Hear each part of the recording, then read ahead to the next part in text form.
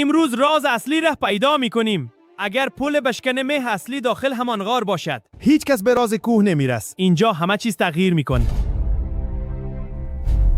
دوستا، این دروازه ما را به راز اصلی میبره. وای نورش خیلی قشنگه ولی کمی هم میترسم.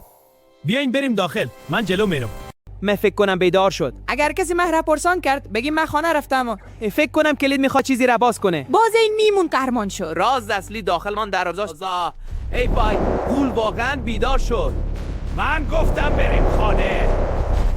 کلید داره ایمان بیدخشه. ریوانی پشت همه پسر نفته. به جنافل کنه رو دیدیم.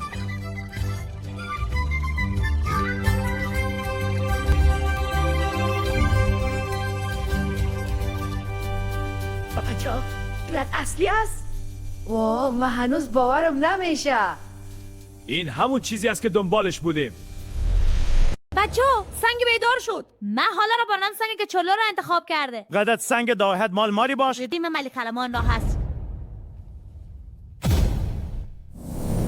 بچه ها سنگ آبی واقعا قدرت داره. بیا بریم داخل اون راه مخفی. آره کچالو، من پشتتم ولی مواظب باشین.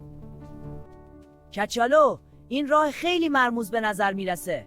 من فقط برای سیل آمده بودم. حالا داریم میریم توی دروازه جادویی. فانوسم روشن نگه میدارم.